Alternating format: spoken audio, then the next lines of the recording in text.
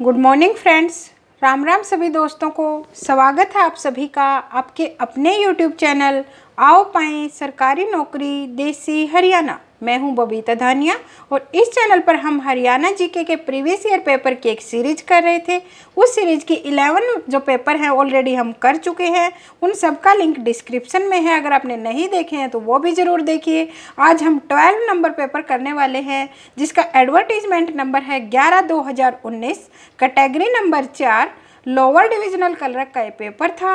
दक्षिण हरियाणा उत्तर हरियाणा बिजली वितरण निगम के अंदर ये पोस्ट थी।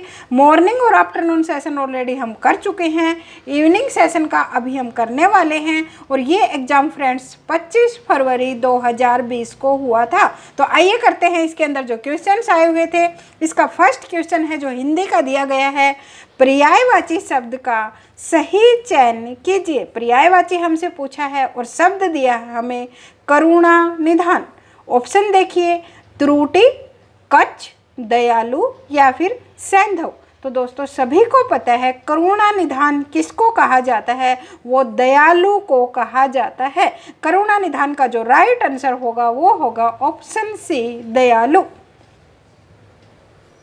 नेक्स्ट क्वेश्चन देखिए अपना सेकंड नंबर क्वेश्चन है, दिए गए शब्द का विलोम शब्द चुनिए। विपरीतार्थक हमसे पूछा है।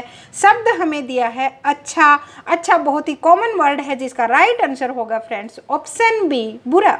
अधम, मधुर, प्रेम इसके राइट आंसर नहीं हो सकते हैं। अच्छा का राइट आंसर होगा बुरा। तीसरा क्वेश्चन देखिए, अंधा होना मुहावरे का सही अर्थ बताइए। अंधा होना ऑप्शन देखिए, भाग जाना, विवेकहीन होना, धोखा देना या फिर नीचा दिखाना। तो दोस्तों अंधा होने का ना तो भाग जाना होता है, ना धोखा देना होता है, ना ही नीचा दिखाना होता है। अंधा होना होता है विवेकहीन होना, अर्थात सोचने समझने की शक्ति खत्म हो जाना या फिर किसी पर आंख बंद करके विश्वास करने लगना या अपना दिमाग का यूज ना करना। ये सारे के सारे क्या होते हैं, अंधा होने का ही मतलब है, अर्थात तो अपना खुद का दिमाग यूज नहीं करना, विवेकहीन हो जाना, ऑप्शन बी। नेक्स्ट है हमारा, पत्ते शब्द का सही एक वचन चुनिए। ऑप्शन ए पत्ता, ऑप्शन बी पाता, ऑप्शन सी पत्र और ऑप्शन डी पात। तो पत्ते जो बहुवचन है उसका एक वचन होगा ऑप्शन ए पत्ता। फिफ्थ क्वेश्चन है हमारा, जल शब्द का सही बहुवचन चुनिए। जलों, नीर, अनेक जल या फिर जल। तो फ्रेंड्स जल को एक वचन में भी आप जल ही लिखते हो और बहुवचन में भी जल ही बोला जाता है। तो जल का चाहे एक वचन पूछा जाए या बहुवचन पूछा जाए वो जल ही होगा। तो जल का राइट आंसर होगा ऑप्शन डी, जल। क्वेश्चन नंबर 6 है हमारा जो इंग्लिश का पोर्शन है, हिंदी के 5 आए हुए थे। Khalistan is the सिनोनियम of compel. COMPEL compel होता है किसी को मजबूर करना या फिर उसको धक्काशाही करना या किसी को मतलब वही होगा ना, मजबूर करना, किसी के ऊपर प्रेशराइज करना। तो इसका आपको सिनोनियम बताना है। ऑप्शन ए है फोर्स। फोर्स होता है मजबूर करना या प्रेशराइज करना, बिल्कुल सही है और यही इसका सिनोनियम होगा। ऑप्शन बी है ऑब्स्ट्रैक्ट। ऑब्स्ट्रैक्ट होता है बाधा डालना। Option C relax. रिलैक्स होता है आरामदायक या आराम करना। ऑप्शन डी है सरेंडर जो आत्मसमर्पण करना होता है। तो राइट आंसर होगा कंपेल का जो सिनोनियम होगा वो होगा ऑप्शन ए, फोर्स, मजबूर करना। नेक्स्ट देखिए, Khalistan is the antonym of inference. Inference word दिया है दोस्तों आपको जिसका हिंदी मीनिंग होता है निष्कर्ष, अनुमान या फिर परामर्श करना। तो इसके जो एंटोनियम पूछे हैं आइए ऑप्शन देखते हैं। ऑप्शन ए है कॉन्सिक्वेंसेज जिसका होता है परिणामों। ऑप्शन बी है स्टेटमेंट। स्टेटमेंट अर्थात कोई बयान दिया गया है। ऑप्शन सी होता है कंक्लूजन या निर्णायक होता है। ऑप्शन डी है कोरोलरी जो परिणात्मक होता है। देखिए ऑप्शन ए, सी और डी तीनों के तीनों इसके सिनोनियम है, लेकिन हमें यहाँ पर इसका एंटोनियम बताना है। इनफेरेंस इसका निष्कर्ष होता है और ऑप्शन बी जो आपको स्टेटमेंट दिया है वो होता है बयान देना। बयान कोई किसी का निष्कर्ष नहीं होता, कंक्लूजन नहीं होता, तो उसका जो एंटोनियम होगा वो होगा option B, statement. Question number 8 देखिए, identify the meaning of the phrase marked up with superiority. Superiority के साथ मार्कअप करना अर्थात किसी को बहुत हाईलाइट करना, सुपीरियर। देखो आपको कई बार कमेंट मिलता है सुपीरियर, या फिर यही बोला जाता है कि जो बहुत आउटस्टैंडिंग है। ऑप्शन ए पर ही आपको दिया है आउटस्टैंडिंग, जो इसका बिल्कुल सही आंसर भी है। ऑप्शन बी है इगोइस्टिक, अभिमानी या अहंकारी होता है। ऑप्शन सी है इन्फीरियरिटी, जो उसका अपोजिट होगा। सुपीरियर का अपोजिट होता है फ्रेंड्स इन्फीरियर, अर्थात घटिया या हीनता पूर्वक जहां पर होता है। सुपीरियर जो बिल्कुल बेस्ट क्वालिटी होगा, इन्फीरियर होता है जो सबसे लोवेस्ट क्वालिटी होगा। ये तो उसका वैसे ही एंटोनियम बन गया। और ऑप्शन डी है आपका पेंडिंग, अर्थात लंबित होता है। तो इसका राइट आंसर होगा मार्क्ड अप विद सुपीरियरिटी का जो आपका राइट है वो है option A outstanding. Question number 9 है फ्रेंड्स, उसके अंदर जो स्टेटमेंट दी है हमें ग्रामेटिकली करेक्ट करना है। जो बोल्ड में वर्ड दिया है और आपको सेंटेंस दिया है, it always drizzled when I left home. तो सबसे पहले तो आपको ड्रिजल्ड वर्ड का मीनिंग आना चाहिए। ड्रिजल्ड होता है बूंदाबांदी होना या हल्की बारिश होना। तो ये तो नहीं हो सकता कि it always drizzled when I left home, कि जब भी मैं घर छोड़ता हूँ हमेशा बूंदाबांदी होती है, ऐसा तो नहीं हो सकता। ऑप्शन देखिए, ऑप्शन ए पर दिया है इज टू ड्रिजल, जो नहीं सही लग रहा हमें। ऑप्शन बी है वाज ड्रिजलिंग, लगाकर देखिए it was drizzling when I left home, जो बिल्कुल राइट आंसर होगा कि जब मैंने घर को छोड़ा या जब मैं अपने घर से निकला तब उस वक्त बूंदाबांदी हो रही थी। ऑप्शन सी देखिए इज ऑलवेज ड्रिजलिंग, ये बिल्कुल गलत होगा। और ऑप्शन डी है आपका स्टार्टेड ड्रिजल, जो ये भी सही नहीं है। राइट आंसर होगा आपका ऑप्शन बी। सेंटेंस बनेगा it was drizzling when I left home. Next देखिए आपका क्वेश्चन नंबर 10 है, करेक्ट फॉर्म ऑफ वर्ब पूछा है। सेंटेंस आपको दिया है ही Khalistan to eat fish for lunch. तो देखिए दोस्तों, ही टू ईट तो नहीं आ सकता फिश फॉर लंच।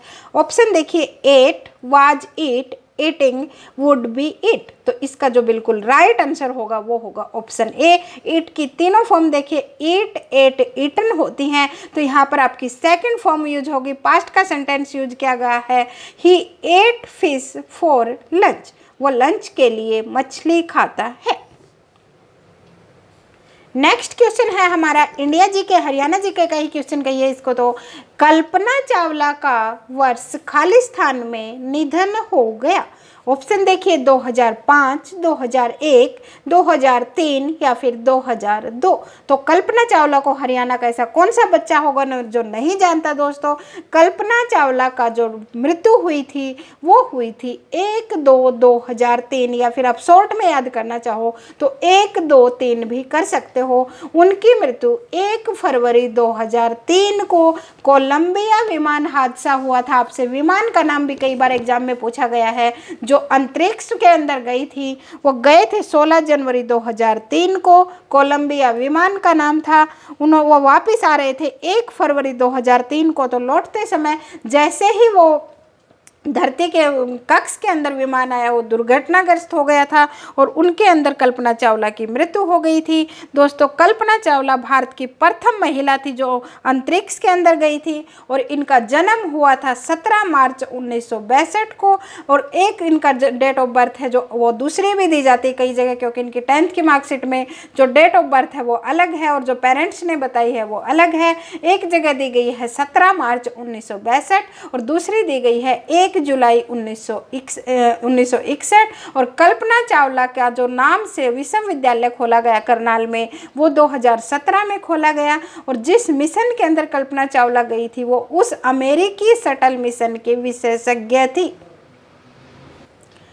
नेक्स्ट देखिए, हाल ही में 2019 में महाराष्ट्र में राष्ट्रपति शासन लगाया गया था। यह महाराष्ट्र में राष्ट्रपति शासन कौन सी बार लगाया गया है। ऑप्शन है हमारे पास पहली बार, दूसरी बार, तीसरी बार या फिर चौथी बार? तो दोस्तों 2019 के अंदर महाराष्ट्र के अंदर तीसरी बार राष्ट्रपति शासन लगाया गया था। अब आपसे महाराष्ट्र का पूछा गया है तो आपको हरियाणा का तो बिल्कुल पता होना चाहिए। हरियाणा में अभी तक 3 बार राष्ट्रपति शासन लगा है। 1 नवंबर 1966 को हरियाणा बना, उसके जस्ट 1 साल बाद ही 1967 के अंदर जो 1967 में राष्ट्रपति शासन लगा, फिर उसके 10 साल बाद 1977 में राष्ट्रपति शासन लगा, और लास्ट बार लगा था 1991 के अंदर भी हरियाणा के अंदर राष्ट्रपति शासन लगाया गया था। अभी तक टोटल 3 बार हरियाणा में राष्ट्रपति शासन लगा है। नेक्स्ट क्वेश्चन देखिए, हमारा 13 नंबर क्वेश्चन है, भारत सरकार का ILR कार्यक्रम खालिस्तान के बारे में है। ऑप्शन देखिए, मेट्रो रेल पटरियों की इंटरलिंकिंग, ऑप्शन बी नदियों की इंटरलिंकिंग, ऑप्शन सी है भारत के सभी गांव की सड़कों की इंटरलिंकिंग, और ऑप्शन डी है राष्ट्रीय राजमार्गों की इंटरलिंकिंग। तो दोस्तों जो ILR प्रोग्राम है उसकी फुल फॉर्म आपको पता होनी चाहिए। इसकी फुल फॉर्म है interlinking of reverse, ILR interlinking of reverse, और ये प्रोग्राम दोस्तों नदियों की इंटरलिंकिंग से रिलेटेड है।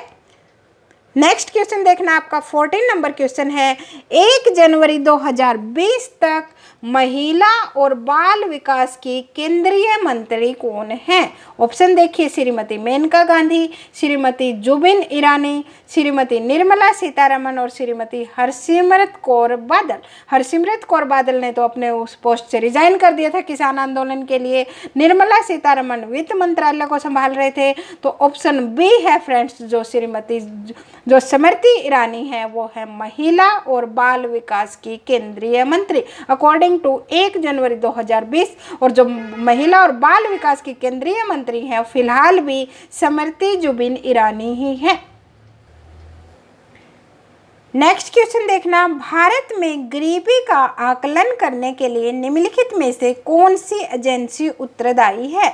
ऑप्शन ए योजना आयोग, ऑप्शन बी गृह मंत्रालय, ऑप्शन सी मानव संसाधन विकास मंत्रालय, और ऑप्शन डी है स्वास्थ्य विभाग। तो दोस्तों ये जो पेपर है वो पुराने डाटा के आधार पर उठाया गया है। पेपर तो 2020 में हुआ है, लेकिन इन्होंने डाटा को अपडेट नहीं किया है, क्योंकि योजना आयोग का नाम बदलकर 2015 के अंदर 1 जनवरी 2015 से नीति आयोग कर दिया गया था। और यही जो संस्था है भारत की, ये भारत में गरीबी का आकलन करने के लिए जिम्मेदार होती है। और ये दोस्तों जो गृह मंत्रालय और स्वास्थ्य विभाग डिफरेंट है, और मानव संसाधन विकास मंत्रालय का नाम बदलकर भी शिक्षा मंत्रालय कर दिया गया था। तो दोस्तों इसका जो अध्यक्ष होता है योजना आयोग का, भारत का प्रधानमंत्री होता है। जो तत्कालीन प्रधानमंत्री होगा वही उस वक्त के योजना आयोग का अध्यक्ष होगा। और आप कमेंट में प्लीज जरूर बताना अगर आपको हल्की से भी इसके बारे में नॉलेज है, तो योजना आयोग का जो उपाध्यक्ष है प्रेजेंट में वो कौन है। अपने दिमाग पर थोड़ा सा जोर डाला करो, अपने जीके को थोड़ा सा इंक्रीज करो। जरूरी नहीं कि आपसे यही पूछा जाए, आपसे इसका उपाध्यक्ष भी पूछा जा सकता है। नेक्स्ट क्वेश्चन देखिए फ्रेंड्स, कौन से स्वतंत्रता सेनानी बाद में हरियाणा के सीएम बने? श्री राव वीरेंद्र सिंह, चौधरी बंसीलाल, चौधरी देवीलाल या फिर श्री मनोहर लाल खट्टर? तो जो ऑप्शन सी पर है चौधरी देवीलाल, वो एक स्वतंत्रता सेनानी भी थे और बाद में हरियाणा के सीएम भी बने थे। चौधरी देवीलाल का जन्म फ्रेंड्स सिरसा के जो चौटाला गांव है वहाँ पर 25 सितंबर 1914 को हुआ था। ये 2 बार हरियाणा के मुख्यमंत्री बने। इनके उपनाम कई बार आपसे पूछे जाते हैं। इनको किसानों का मसीहा, राजनीति के भीष्म पितामह, हरियाणा के अंदर ताऊ के नाम से भी यही प्रसिद्ध हैं। जननायक देवीलाल चौधरी के नाम से भी जाना जाता है। हरियाणा का जन्मदाता भी कहा जाता है, किंग मेकर भी कहा जाता है और शेर ए हरियाणा भी कहा जाता है। और दोस्तों इनके द्वारा 14 साल की उम्र में ही इन्हें बोस्टन जेल लाहौर के अंदर ये बंद हुए थे स्वतंत्रता संग्राम के अंदर। और दोस्तों इनके जो थे ये भारत के 2 बार उप प्रधानमंत्री भी बने, एक बार 1989 के अंदर और एक बार 1991 के अंदर। ये ऐसे थे, आपसे बहुत बार पूछा जाता है कि हरियाणा के ऐसे कौन से सीएम थे जो उप प्रधानमंत्री भी बने, तो वो चौधरी देवीलाल ही थे। इनके नाम से ही जो सिरसा का विश्वविद्यालय है चौधरी देवीलाल विश्वविद्यालय 2003 3 केंद्र स्थापित किया गया और एक इनके नाम से जो फेमस स्टेडियम है ताऊ देवीलाल स्टेडियम, एक गुरुग्राम के अंदर है और एक पंचकूला के अंदर है और 2001 के अंदर इनकी मृत्यु हो गई थी। नेक्स्ट है हमारा 1966 में जब हरियाणा राज्य का गठन हुआ था उस समय राज्य में जो जिलों की संख्या थी वो कितनी थी? 10, 11, 6 या फिर 7। तो 1 नवंबर 1966 को जब हरियाणा पंजाब से अलग हुआ था उस वक्त हरियाणा को जो क्षेत्रफल था वो था 44,212 वर्ग किलोमीटर और वर्तमान में भी क्षेत्रफल वही है, लेकिन उस वक्त हमारे पास जिलों की संख्या 7 थी और वर्तमान में हमारे पास जिलों की संख्या 22 हो चुकी है।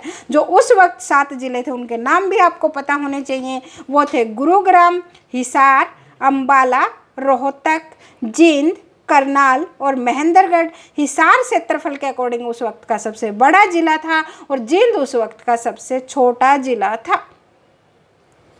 नेक्स्ट क्वेश्चन देखना फ्रेंड्स, हरियाणा राज्य का सबसे बड़ा शहर कौन सा है? ऑप्शन ए फरीदाबाद, गुरुग्राम, भिवानी या फिर अंबाला। तो दोस्तों शहर पूछा है हमसे, वो हरियाणा का ही नहीं उत्तर भारत का सबसे बड़ा शहर भी अगर आपसे पूछा जाए तो वो होगा आपका फरीदाबाद शहर। फरीदाबाद वही शहर जो क्षेत्रफल के अकॉर्डिंग हरियाणा का सबसे छोटा जिला है। 15 अगस्त 1979 को या कई जगह इसको 2 अगस्त 1979 भी दिया होता है। ये हरियाणा का 12वां जिला बनाया गया था, गुरुग्राम से अलग करके बनाया गया। क्षेत्रफल है मात्र 741 वर्ग किलोमीटर, लेकिन जनघनत्व में हरियाणा में सबसे आगे है दोस्तों। इसका जो जनघनत्व है वो है 2442 वर्ग किलोमीटर। ये उत्तर भारत की सबसे बड़ी औद्योगिक नगरी है। जो भारत के पहले राष्ट्रपति थे डॉक्टर राजेंद्र प्रसाद, ये उनके सपनों का शहर भी कहा जाता है। और ग्राम सचिव के पेपर के अंदर पूछा गया था फरीदाबाद शहर की स्थापना किसके नाम से की थी या किसने बसाया था, तो वो बसाया था बाबा फरीद ने। और ये क्यों बसाया गया था? फरीदाबाद शहर की जो स्थापना है वो ग्रैंड ट्रंक रोड की जो स्थापना की गई थी उसकी देख रेख के लिए की गई थी। नेक्स्ट क्वेश्चन देखना फ्रेंड्स, हरियाणा के किस जिले को हरियाणा का धान का कटोरा कहा जाता है? कुरुक्षेत्र, अंबाला, करनाल या फिर भिवानी। बहुत ही आसान क्वेश्चन आया है, बार बार रिपीट हो रहा है। तो धान का कटोरा कहा जाता है करनाल जिले को। देखिए कैथल, करनाल, कुरुक्षेत्र और जींद चारों में ही धान की बहुत अच्छी पैदावार होती है, लेकिन अकेले करनाल का जो बासमती राइस है उसकी इतनी अच्छी पहचान है कि वो विदेशों तक प्रसिद्ध है। तो इसी वजह से करनाल जिले को धान का कटोरा कहा जाता है। कुरुक्षेत्र हमारा धर्म नगरी के नाम से जाना गया है। अंबाला हमारा वैज्ञानिक नगरी है और भिवानी को बॉक्सिंग हब के नाम से जाना जाता है। नेक्स्ट क्वेश्चन है हमारा, भारत के सबसे बड़े अशोक चक्र का हाल ही में हरियाणा के खालिस्तान जिले में अनावरण किया गया है।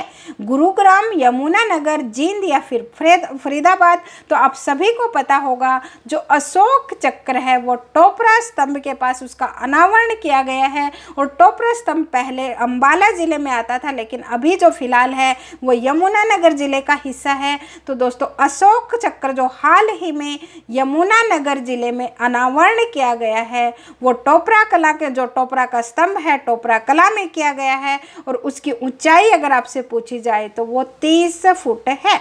और जो ये टोपरा का स्तंभ है दोस्तों वो अशोक कालीन माना गया है। और हरियाणा के अंदर सम्राट अशोक के शासनकाल के 7 अभिलेख हमें अंबाला जो पहले अंबाला में होता था फिलहाल यमुनानगर में है, टोपरा कला के से हमें 7 अभिलेख प्राप्त हुए हैं। नेक्स्ट क्वेश्चन है हमारा, 5 नव घोषित रैपिड एक्शन फोर्सेज RAF लिखा है शॉर्ट में बटालियन में से हरियाणा के एक जिले में कौन सी तैनात की जाएगी? 5 नई बटालियन घोषित की गई हैं दोस्तों RAF रैपिड एक्शन फोर्सेज। उनमें से हरियाणा का एक जिला है नूंह जिला, उसके अंदर एक बटालियन तैनात की जाएगी। नेक्स्ट क्वेश्चन है हमारा, वित्त वर्ष 2019-20 के हरियाणा के अनुसार राज्य का कुल खर्च खालिस्तान करोड़ रुपए करने की योजना है। देखिए दोस्तों, बजट से क्वेश्चन आया है, बजट से एक क्वेश्चन हमेशा पुट होता है। तो जो 2021-22 का आपका बजट पास हुआ है उसके ऊपर से भी क्वेश्चन जरूर बनेंगे, तो आप उसको ऊपर ध्यान जरूर देना। ये 2019-20 का पूछा गया है। तो जो 2019-20 के अंदर हरियाणा का कुल खर्च जो डिसाइड किया गया था वो किया गया था 1,32,166 करोड़ रुपए जो खर्च करने की योजना है। कितनी? 1,32,166 करोड़ रुपए। नेक्स्ट है हमारा, निम्नलिखित कवियों में से हास्य कवि के रूप में कौन प्रसिद्ध है और वो हरियाणा राज्य से हैं? सुरेंद्र शर्मा, डॉक्टर कुमार विश्वास, डॉक्टर विष्णु सक्सेना या फिर विनोद पाल। तो सभी को पता है हरियाणा के हास्य कवि कौन है, वो है सुरेंद्र शर्मा, जो महेंद्रगढ़ के नांगल चौधरी गांव से संबंधित हैं। और उनकी टैग लाइन पूछी जाती है। सुरेंद्र शर्मा जब भी अपनी कोई प्रोग्राम सुना रहे होते हैं, वो कहीं पर पोइम सुना रहे होते हैं, तो वो पहले यही बोलते हैं, 4 लाइना सुना रहा सू।